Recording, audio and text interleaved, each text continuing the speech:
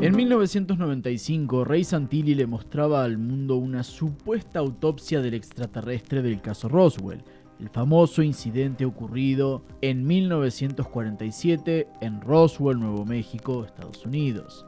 Si creciste en la década de los 90 y viste este video allá por el 97-98, que fue cuando llegó a Argentina sobre todo, fue un video el cual traumó a prácticamente a toda una generación, y no solo de chicos, sino también en el mundo de los conspiralocos del sombrero de aluminio, lo cual fue algo nunca antes visto. Tengamos en cuenta de que estamos hablando de una autopsia a un supuesto ser extraterrestre.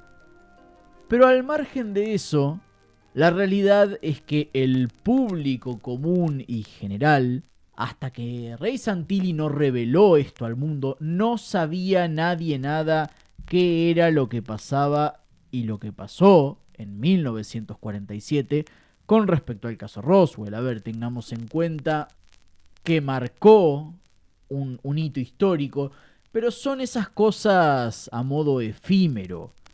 Algo como lo que sucede hoy en día con los memes en la actualidad de internet. Es algo pasajero, por algo que no sobrevive al paso del tiempo. Al menos así parecía ser. Buenos días, tardes o noches, tengan todos desde donde sea que estén escuchando este programa. Sean más que bienvenidos, esto es Distrito 54, yo soy su anfitrión Magna y hoy vamos a estar hablando en nuestro primer programa Nobleza Obliga respecto a lo ocurrido con el caso Roswell.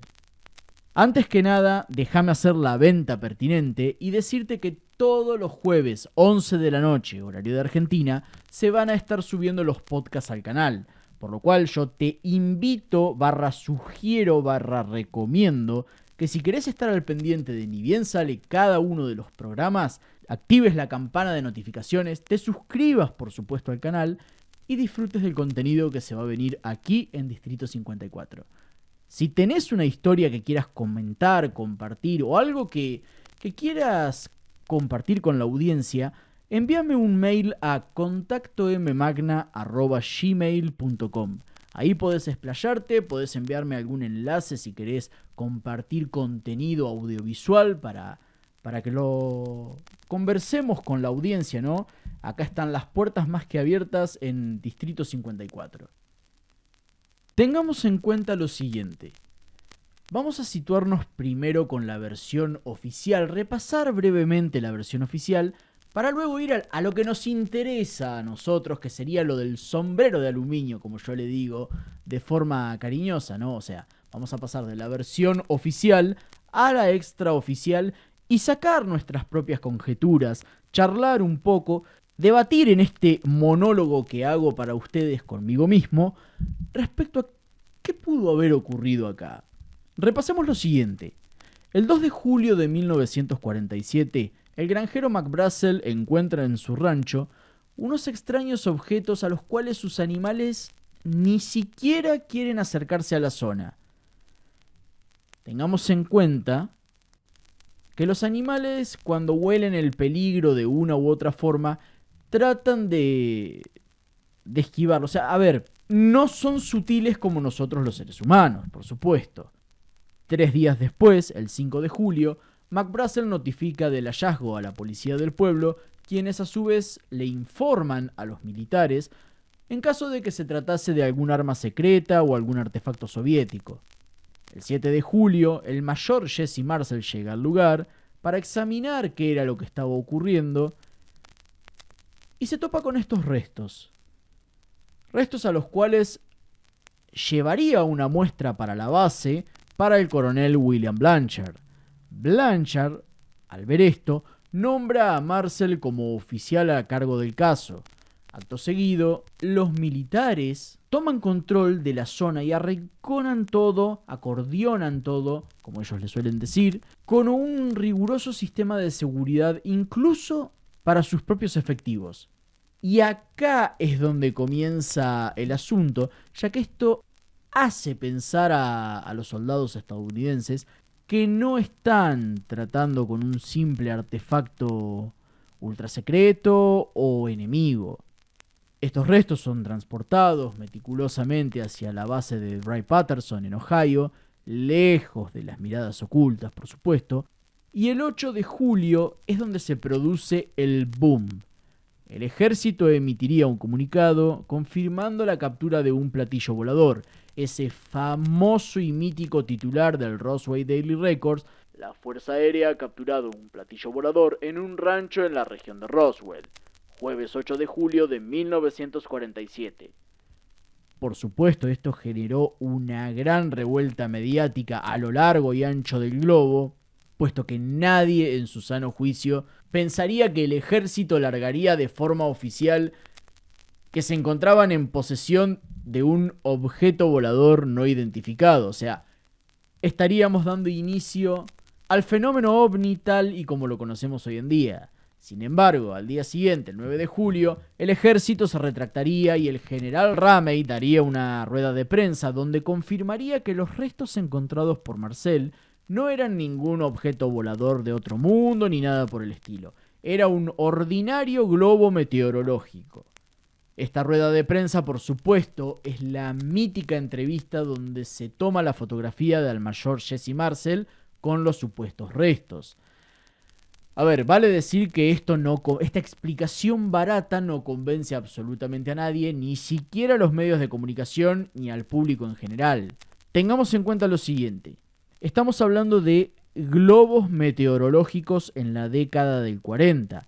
Para que ustedes se pongan en contexto, un globo meteorológico, ¿sí?, para medir el clima, en aquella época era como para lo que nosotros significa hoy un celular o una plataforma de contenido digital, ¿sí? Era algo cotidiano. Cualquier flor de manco podía distinguir un globo meteorológico a distancias. Por eso es que, ¿cómo puede ser que una persona como el mayor Marcel, un oficial de inteligencia de la Fuerza Aérea de los Estados Unidos, no distinguiera un globo meteorológico? Obviamente esto no convence pero ni a Matusalén, pero sin embargo no pasa más de ahí como un evento variopinto, y ahí se quedaría todo.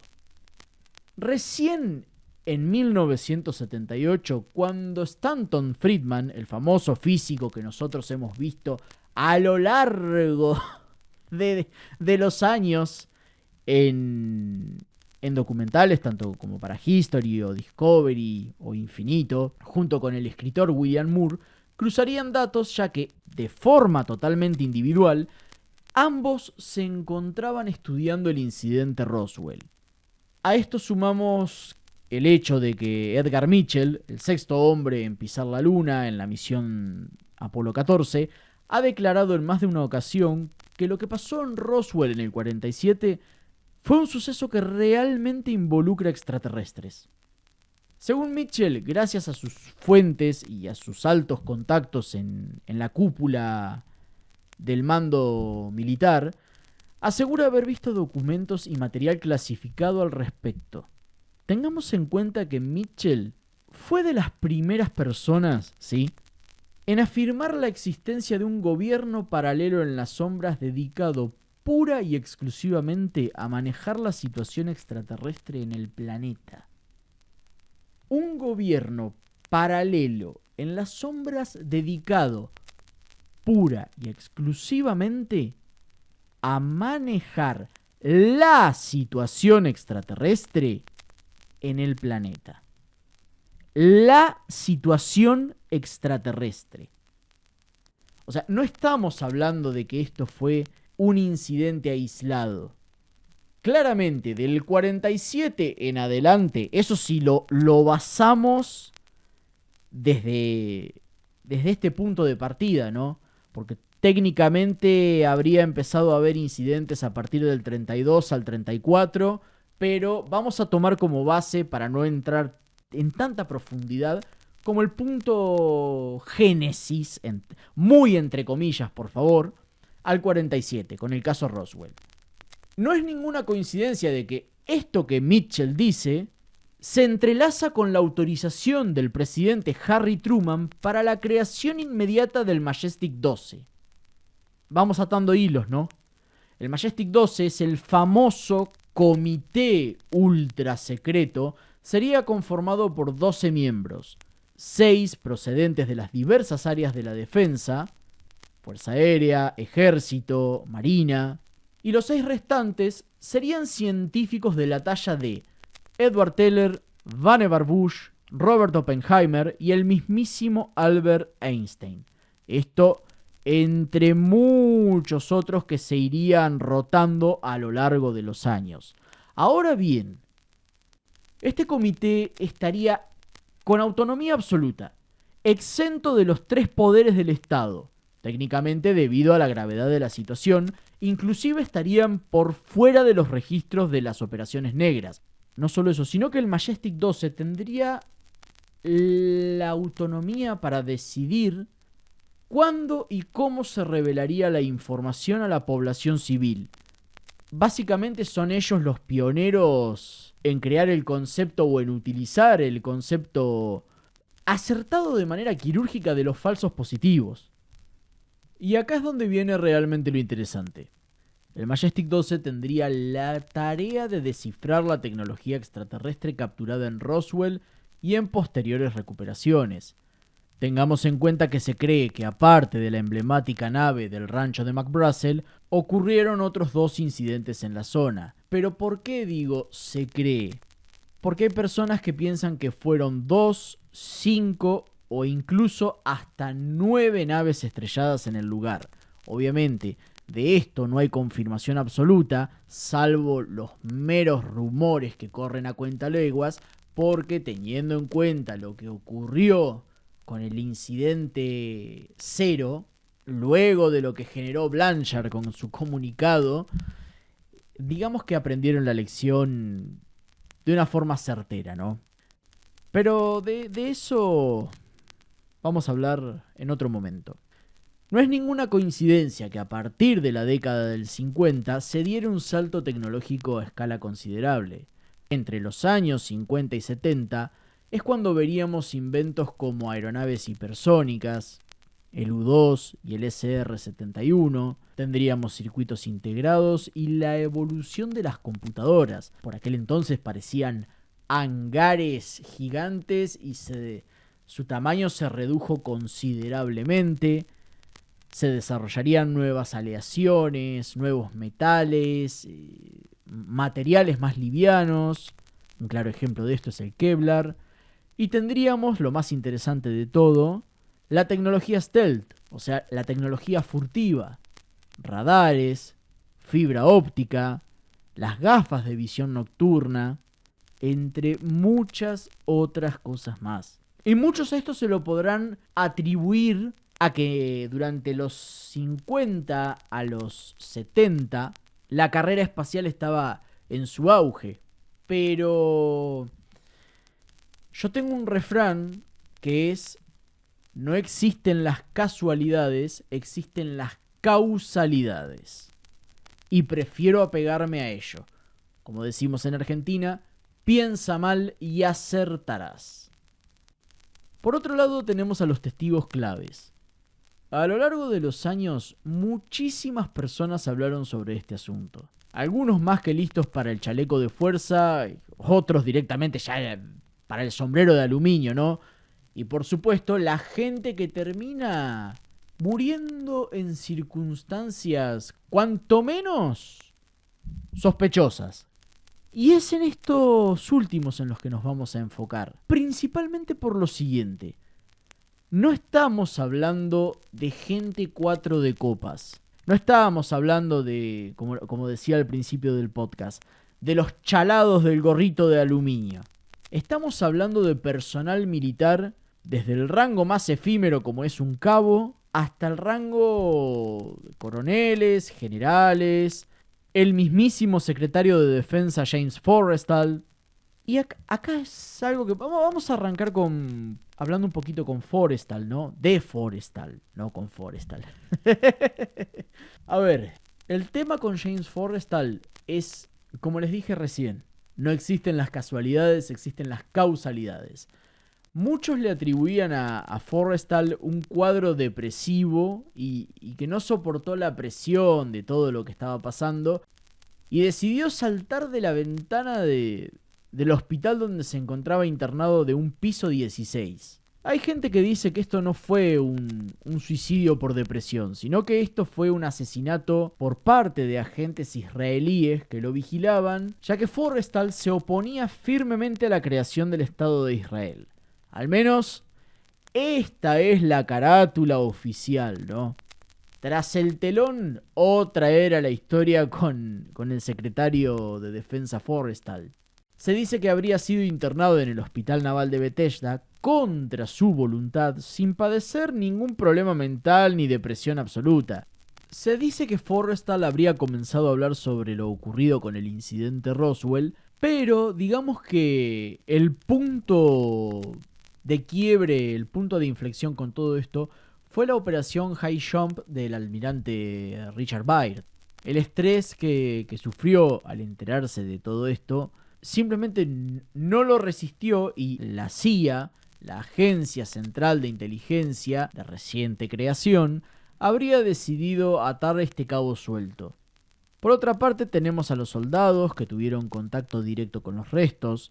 Por un lado al capitán Oliver Henderson, quien fue el que avistó el segundo lugar de impacto junto con la nave destrozada y los cuerpos que estaban a metros de la misma.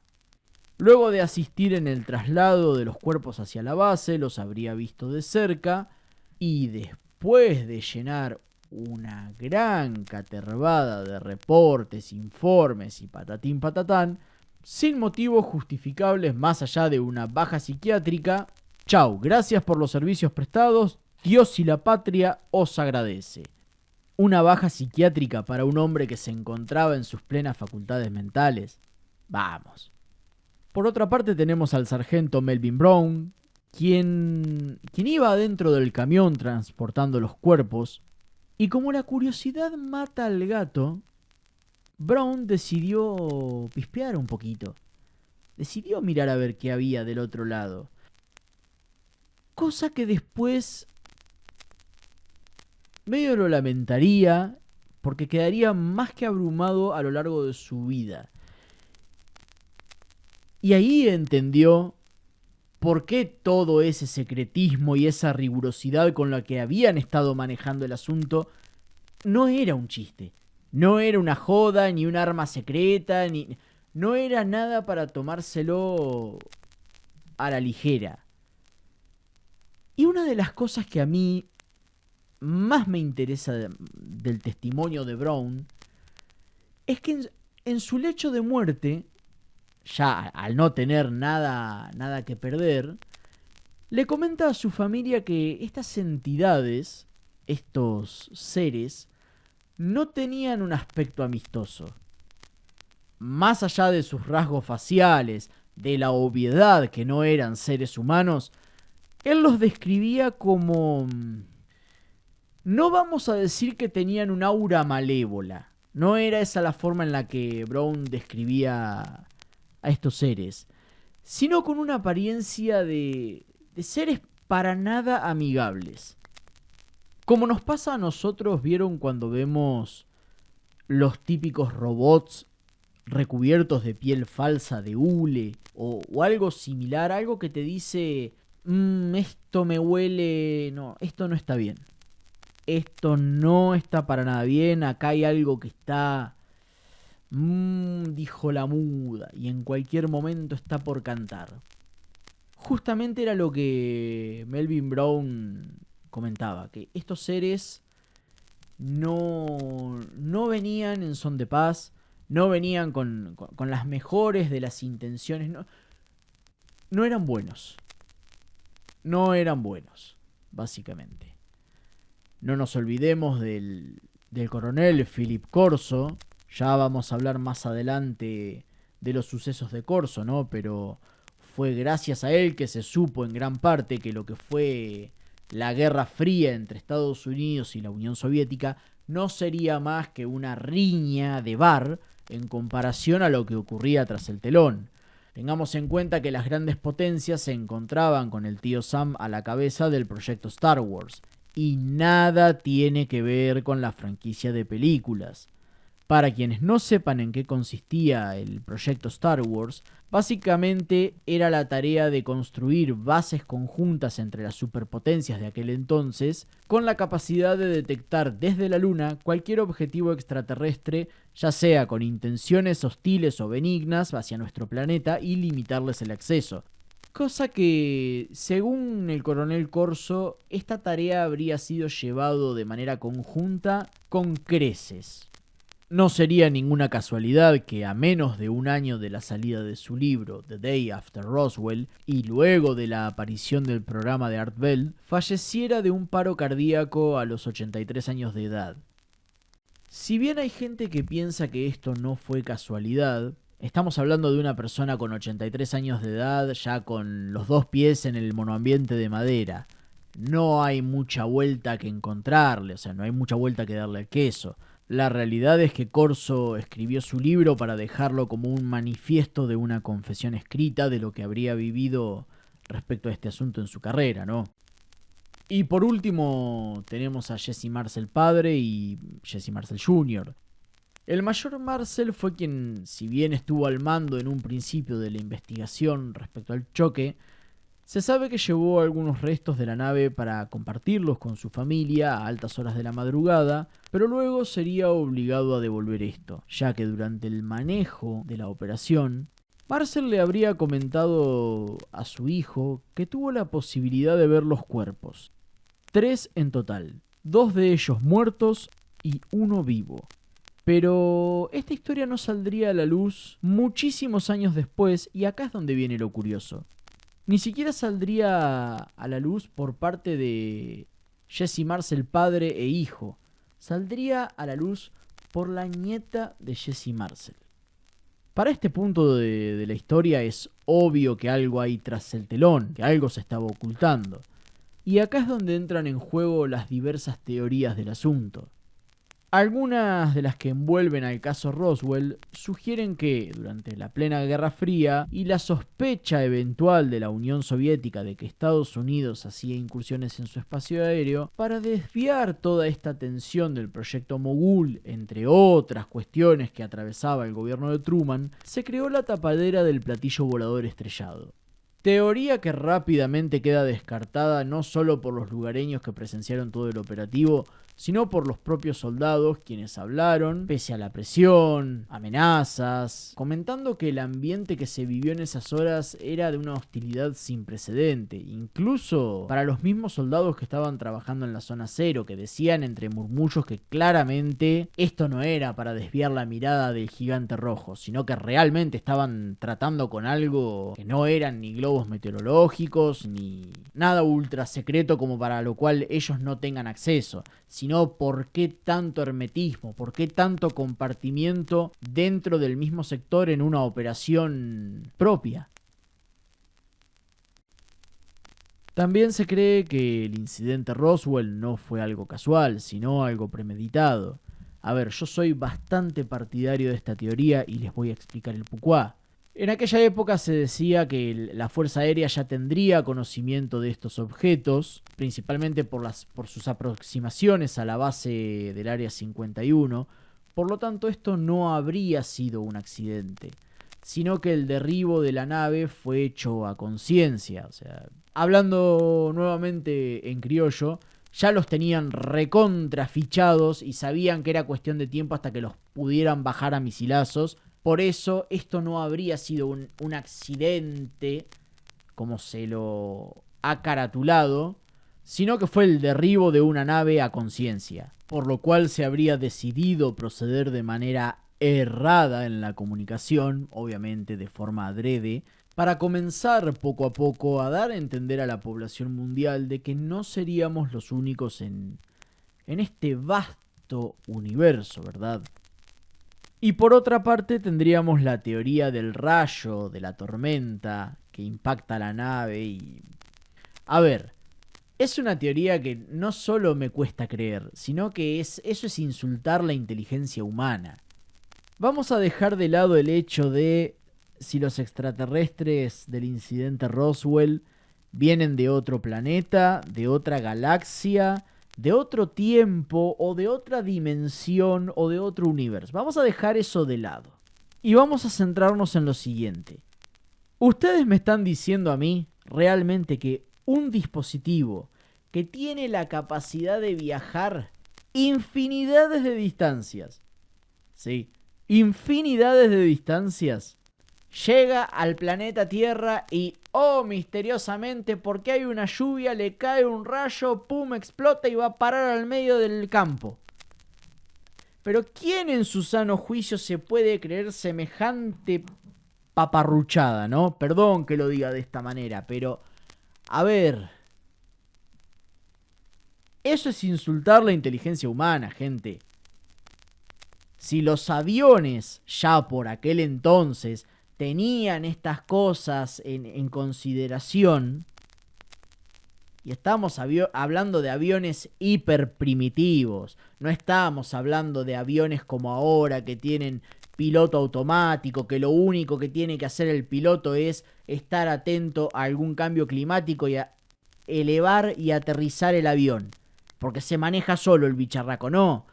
O sea, estamos hablando de aviones de la década del 50, gente. Y me van a decir que una nave con capacidades de todo esto viene a la Tierra y ¡pum! Nah, eso es una tontería. Eso es insultar a la inteligencia humana. La teoría que hay detrás de esto, según las propias fuentes filtradas respecto a los extraterrestres, es que ellos generan esto. Es decir, ellos permiten o que algún evento natural, ergo la tormenta, fuertes vientos, persecuciones contra casas militares y demás, ellos estarían permitiendo ser derribados para que los militares puedan recuperar la tecnología y así de esta manera ayudarnos a evolucionar como especie, como raza, pero teniendo intervención indirecta. Técnicamente, por una cuestión evolutiva, los extraterrestres no pueden interferir en cuanto a tecnología y ayudar a los seres humanos. Técnicamente. Entonces, ellos, para contribuir a nosotros, harían esta pantomima, porque acá es donde viene lo curioso, ¿no? Si ellos llegaran a la Tierra como si nada y decidieran ir al Monte Cataluña y dejar una nave ahí, la realidad es que nosotros como especie tecnológica no podríamos detectarlos, porque ellos pasean libremente por nuestro planeta constantemente sin que nosotros lo sepamos. Entonces ellos hacen esto para en parte ayudarnos y que evolucionemos, pero a su vez que no se note como que nos están regalando todo en bandeja de plata.